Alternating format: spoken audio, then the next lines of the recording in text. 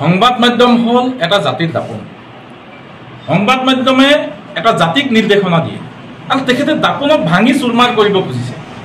সংবাদ মাধ্যম গণতন্ত্ৰৰ চতুৰ্থ স্তম্ভ আৰু এই চতুৰ্থ স্তম্ভক তেখেতে আজি ভাঙি চুৰমাৰ কৰিব খুজিছে। গতিকে এই আক্ৰমণমূলক ৰাজনীতি, তেখেতৰ যি প্ৰতিশোধ পৰায়ণ মন, এনেকুৱা প্ৰতিশোধ পৰায়ণ মন কাৰ আছিলে? অসমৰ ল'ৰা ৰজাৰ আছিল। তেখেতে অসমৰ ল'ৰা ৰজা। তেখেতে যি ভূমিকা আৰম্ভ কৰিছে, এয়া অসমৰ সাহিত্য সংস্কৃতি পৰম্পৰা কেতিয়াও এই কথাবোৰ খাপ নাখায়। তেখেতে ল'ৰা ৰজাৰ ভূমিকা আৰম্ভ কৰিছে আৰু অসমৰ আটাইতকৈ দুৰ্ভাগ্যৰ দিন এইটোৱে হৈছে যে এনেকুৱা এজন ল'ৰা ৰজাৰ নিচিনা মুখ্যমন্ত্ৰীৰ কাৰ্যকালত আমি অসমৰ ৰাইজ আজি আবদ্ধ হৈ আছো। এইটো অসমৰ কাৰণে দুৰ্ভাগ্যজনক কথা আৰু দুৰ্ভাগ্য। 26 নিৰ্বাচন 100% পৰিব। অসমৰ ৰাইজ অন্ধ নেকি? অসমৰ ৰাইজ অন্ধ নহয়। প্ৰত্যেকটো জাতি জনগোষ্ঠী আজি বিজেপিৰ ওপৰত অতিষ্ঠ হৈছে। দিলৱাৰ হুছেইন মজুমদাৰৰ কথাই কওক, মবুল হক ছাৰৰ কথাই কওক, তেখেতে কি কথা ক'ব খুজিছে?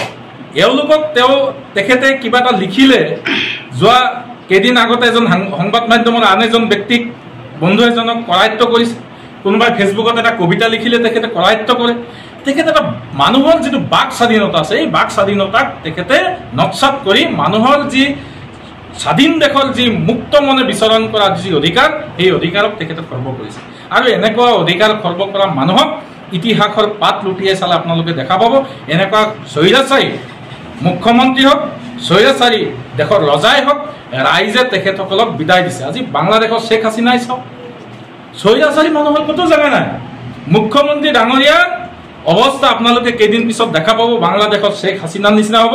অসমৰ ৰাইজে, অসমৰ প্ৰত্যেকটো জাতি জনগোষ্ঠী ভাষা ভাষী ধৰ্মাৱলম্বী ৰাইজে মুখ্যমন্ত্ৰী ডাঙৰীয়াক শ্বেখ হাছিনাৰ নিচিনাকে অসমৰ পৰা বিদায় দিবলগীয়া সময় অহা দিনত যাতে নাহে, তাৰ কাৰণে মুখ্যমন্ত্ৰী ডাঙৰীয়া ভালকে কাম কৰক, কথা বতৰক লেকাম লগাওক। মুখ্যমন্ত্ৰী ডাঙৰীয়াৰ আচলতে কিবা মানসিক বিকৃতি ঘটিছে বুলি মই অনুমান কৰি আছোঁ। কিয় কৰিছোঁ?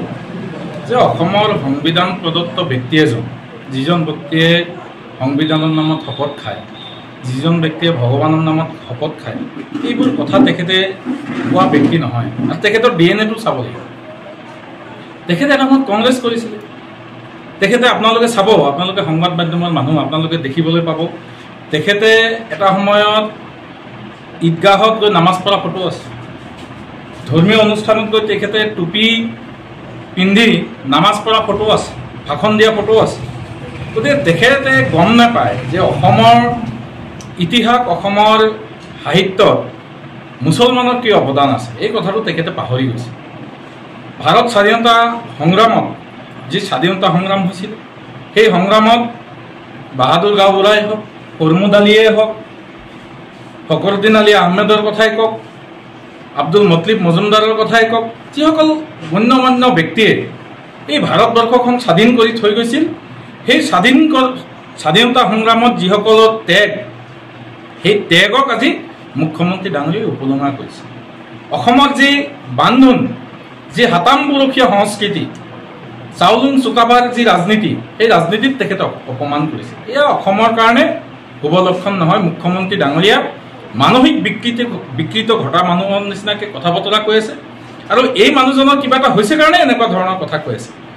অসমত এই কথাবোৰ কৈ মুখ্যমন্ত্ৰী ডাঙৰীয়া কি ক'ব খুজিছে, কি বুজাব খুজিছে? তেখেতে অসমৰ হিষ্ট্ৰী জানি বুজি হয়তো ভুল কথা কৈছে, নহ'লে মুখ্যমন্ত্ৰী ডাঙৰীয়া আগৰ যি অসমৰ সাহিত্য সংস্কৃতি পৰম্পৰা, এই পৰম্পৰাসমূহ তেখেতে ভুলি গৈছে, পাহৰি গ'ল। মুজাম্মিল হকৰ অৱদানৰ কথাই ভাষা আন্দোলনৰ শ্বহীদ তেখেতে পাহৰি গ'ল। কা আন্দোলনৰ সময়ত আপোনালোকে জানে মুজাম্মিল হক, আমাৰ আব্দুল আলিমৰ কথাই তেখেতে পাহৰি গ'ল। আজান ফকীৰৰ কথা তেখেতে পাহৰি গৈছে। চান খাইৰ কথা তেখেতে পাহৰি গৈছে। এই কথাসমূহক তেখেতে মুখ্যমন্ত্ৰী এনেকৈ আবুল তাবুল বকি অসমত কেতিয়াও ইতিহাস বিকৃত কৰিব নোৱাৰি। ইতিহাস কেতিয়াও বিকৃত নহয়, আৰু ইতিহাসে কেতিয়াও মিছা কথা নকয়। গতিকে এই কথাবোৰ মুখ্যমন্ত্ৰী ডাঙৰীয়াই পাহৰি যাব নালাগে যে অসমৰ মানুহে এই কথাবোৰ পাহৰি গৈছে। অসমৰ মানুহে জানে ইছমাইল ছিদ্দিকীৰ অৱদান। লাচিত বৰফুকনৰ লগত যে ইছমাইল ছিদ্দিকী আছিলে, বিজেপি এইটো নৎসাত কৰে।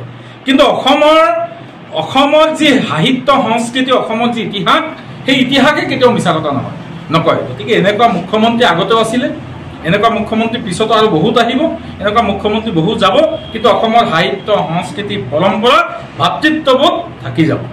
গতিকে এনেকুৱা মুখ্যমন্ত্ৰী, এই মুখ্যমন্ত্ৰীজনৰ স্বভাৱ চৰিত্ৰ কথা বতৰা অসমৰ মানুহে উপলব্ধি কৰি আছে আৰু এটা এটা বাক্য অসমৰ মানুহে চাই আছে তেখেতে কি কৈ আছে। গতিকে এই কথাসমূহৰ প্ৰত্যুত্তৰ দিব পৰা সময় সমাগত। অহা বিধানসভা নিৰ্বাচন বেছি দিন নাই আৰু এই বিধানসভা নিৰ্বাচনত তেখেতক যে অসমৰ ৰাইজে তেখেতক যে বিদায় দিব এই কথাত আসন্ন হৈ গৈছে আৰু এই বিদায় দিয়াৰ পূৰ্বানুমান পায় তেখেতে আজি এনেকুৱা ধৰণৰ আবুল তাবুল কথা বকি আছে।